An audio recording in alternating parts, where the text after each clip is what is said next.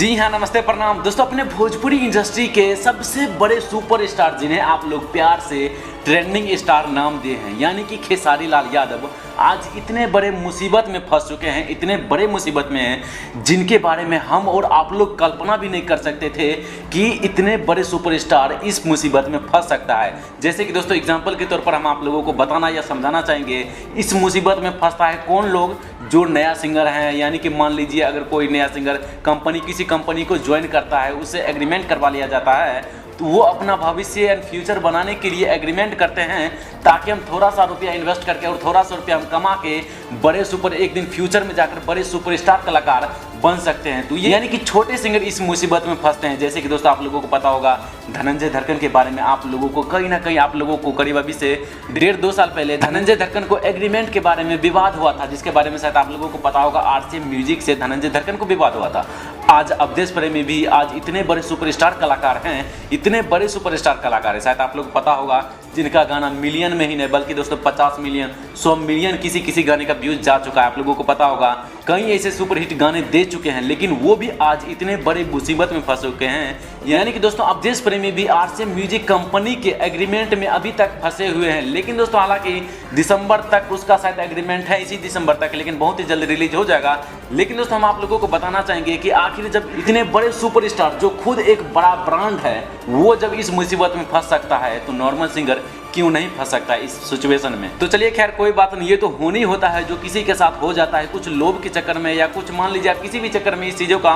Agreement करवा लेते हैं। लेकिन दोस्तों आज की इस वीडियो में हम आप लोगों को कुछ खास जानकारी देने वाले हैं जिन्हें देखने और सुनने के बाद शायद आप लोग भी अगर फ्यूचर में एग्रीमेंट करना चाहेंगे या कुछ भी करना चाहेंगे तो कुछ सोच समझकर जरूर करेंगे। तो दोस्तों सबसे पहले हम लोग अच्छी तरीके से समझ लेते हैं कि आखिर हम किसी कंपनी के साथ एग्रीमेंट क्यों करते हैं, एग्रीमेंट करने का आखिर रीजन क्या होता है। देखिए थोड़ा सा गौर से सुनिएगा आप लोग। एग्रीमेंट आखिर हम लोग इसलिए करते हैं, मान लीजिए आप एक नया सिंगर है, किसी कंपनी के साथ आप जाते हैं, किसी के स्टूडियो में जाते हैं गाना को रिलीज करवाने के लिए या गाना बनवाने के लिए या ऑडियो म्यूजिक किसी भी तरह का, यानी कि गाने का फुल काम बनवाने के लिए आप किसी कंपनी में जाते हैं। तो इसका स्टूडियो का मैनेजर होता है, वो आपसे रुपया चार्ज करता है और तब जाके आपका गाना को पूरी तरीके से कंप्लीट करता है और उसके बाद अपने चैनल से रिलीज करता है। अगर आपका मन है तो आप खुद अपने चैनल पर भी रिलीज कर सकते हैं, या अगर उसी के चैनल से अगर आप लोग रिलीज करना चाहते हैं तो वो अपने चैनल पर रिलीज भी करते हैं, लेकिन इसके बदले में आप लोगों से चार्ज लिया जाता है। लेकिन दोस्तों हम आप लोगों को बता दें आखिर कब तक आप अपने रुपए से, यानी कि दोस्तों आप कब तक किसी कंपनी को रुपया दे देकर कब तक आप गाना गा सकते हैं, यानी कि कब तक रुपया इन्वेस्ट करते हैं। अगर इसी तरह से चलते रहे, अगर आपका गाना नहीं बजता है, अगर आप लोग इसी तरीके से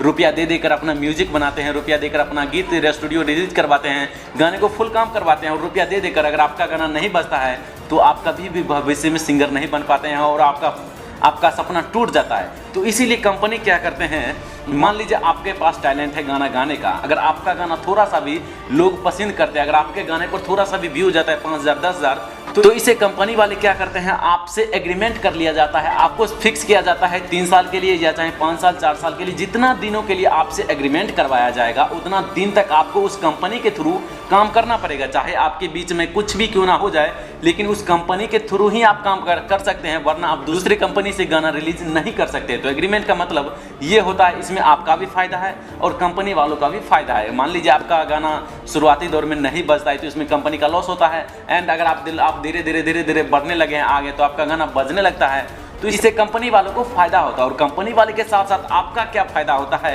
आपका एक पहचान बनता है, आप फेमस होते हैं और उसके बाद एग्रीमेंट आप उस कंपनी से अगर खत्म हो जाता है तो आप पूरी तरीके से आज़ाद हो जाते हैं, किसी भी कंपनी से आप गाना को रिलीज कर सकते हैं। तो इसी के कहते हैं एक सक्सेस कलाकार होना और इसी को कहते हैं एग्रीमेंट का। हमें उम्मीद है शायद आप लोग समझ गए होंगे कि आखिर हम आप लोगों को क्या समझाना चाहते थे एग्रीमेंट के बारे में, कि आखिर एग्रीमेंट क्या होता है। एंड दोस्तों आप लोगों को पता ही होगा अभी इस समय एग्रीमेंट के through Khesari Lal Yadav global music junction से इतने बड़ी मुसीबत में फंस चुके हैं, इतने बड़े मुसीबत में जिसके बारे में हम और आप लोग कभी कल्पना भी नहीं कर सकते हैं। लेकिन दोस्तों हम आप लोगों को बता दें धनंजय धड़कन तो खैर आरसीएम म्यूजिक से तो छुटकारा पा ही गया है। अब दोस्तों अवधेश प्रेमी अभी भी दिसंबर तक आरसीएम म्यूजिक कंपनी में ही गाना गाएगा और दूसरे चैनल से गाना नहीं गा सकता है। दिसंबर के बाद हो सकता है अगर एग्रीमेंट खत्म हो गया तो उसके बाद अवधेश प्रेमी का भी गाना आप लोगों को अलग अलग चैनल से देखने को मिल जाएगा। तो फिलहाल दोस्तों यही हम आप लोगों को समझाना चाहते थे एग्रीमेंट के बारे में। हमें उम्मीद है आप लोग समझ गए होंगे कि आखिर हम आप लोगों को क्या समझाना चाहते थे। तो फिलहाल दोस्तों ये था कि वीडियोस